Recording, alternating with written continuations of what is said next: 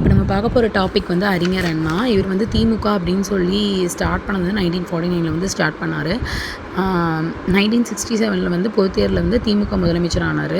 ஏழைகளுக்கு வந்து வீட்டு வசதி, படியரசு திட்டம், குடிசை மாற்று வாரியம் இதெல்லாம் கொண்டு வந்தார். மெட்ராஸுங்கிற பேர் தமிழ்நாடு 1969 வந்து மாற்றினார். 2வது உலக தமிழ் மாநாட்டை வந்து தலைமையேற்று நடத்தினார். 75 மைல் தொலைவுக்கு மேல் இருக்க பேருந்து தடங்களை வந்து தேசிய மயமாக்கினார். எல்லாருக்குமே வந்து கல்வி கட்டண விதிவிலக்கு, அதாவது பல்கலைக்கழக தொழிற்கல்விக்கு முந்தைய கல்வி கட்டண வந்து விதிவிலக்கு செஞ்சார். திருமண சட்டத்தை வந்து கொண்டு வந்தார். மும்மொழி கொள்கையை வந்து எதிர்த்தார். இருமொழி கொள்கையை வந்து கொண்டு வந்தார்.